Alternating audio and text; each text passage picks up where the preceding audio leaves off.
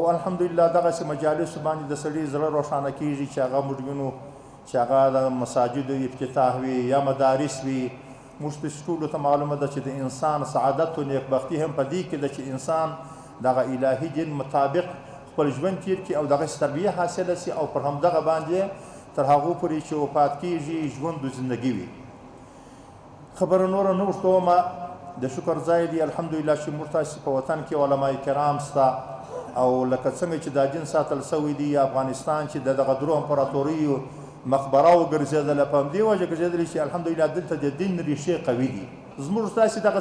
شپږ څلوېښت کاله په تکالیفو کې تېر سوه د بل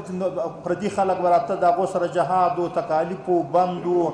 زخم و شهادتونه و په وطن کې مې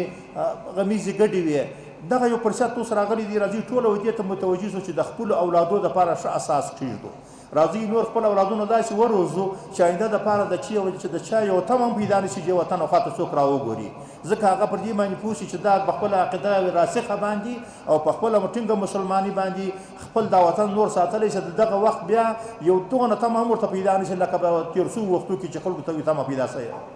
او انشاءالله هغه درس یې د دوی پلرونو د دوی نیکونو هم خارجانو ته ورکړی دی چې انشاءالله دې خواته به بیا ونه ګوري. خو بیا هم په مرور د زمان سره نور هغه شاګردان هغه ځوانان باید دغسې موږ وروزو چې بیا هېڅکله یې څوک دې خواته ونه ګوري. هغه په دې خاطر چې زموږ تاسې د خپلو بچیانو سالمه تربیه وکړو، په دې خاطر چې زموږ تاسې په دې وطن کې زموږ تاسې د مساجدو سره د خلکو علاقه قوي کړو، د مدارسو سره د خلکو علاقه قوي کړو، خلکو تعلیم ته توجه وکړو، د خلکو بچیانو تعلیم توجه وکړو. دغه شیانو باندې که موږ تاسې لږ په اوسني وخت کې خیر دی که د آبادۍ دپاره هم موږ تاسې ډېر ضرورت وخت پاته دی خو هغه ښه فرصت چې دی چې بغیر ډېره لګښتونو نه او بغیر ډېره څه نه موږ تاسې افغاني ټولنه الحمدلله په ډېر لږ څه باندې د تعلیم لپاره زمینه برابروي. نو په دې کې خواهش دا دی چې کوم خلک د دې ناست دي چې د دغسې مراکزو سره د دغسې ځایونو سره تاسې پوره همکار واوسېږئ. همدغه مې ځایونه دي که دا وطن درته ساتي او بله دا هم ده چې موږ تاسې دغه وخت ثابته کړې ده چې څوک چې په خپل دین پوه سوی دي، چا چې د دین پر عقیده باندې روزل سوی دي، هغه چا چې عقیده سالم وي هغه د مور و پلار په خدمت کې همیشه د مور و پلار په احترام کې د خپل وطن او د خپل دین په ساتنه کې د مور و پلار د سترګو یخوالی ګرځېدلی دي. او خدای مکه خالي د مادیاتو په نظر باندې که کلې بلې خواته تمه کړي یا کار د باندې تمه کړي صرف د مادیات په نظر باندې تللي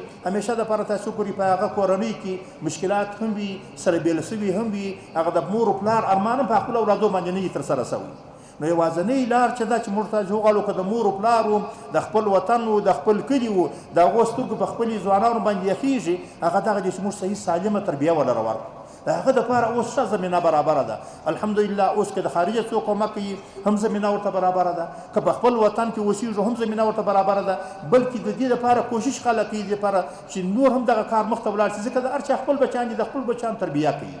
نو په دې خاطر کې موږ هم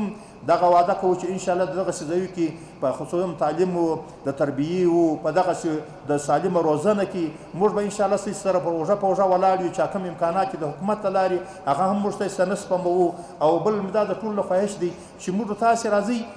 په دغه کې خپله هغه څه که لږ څه ستونزه ولرو هغه تر حکومته هم ورسوو، تر موږ یې رارسوئ، موږ انشاءالله پر هغه باندې غور کوو.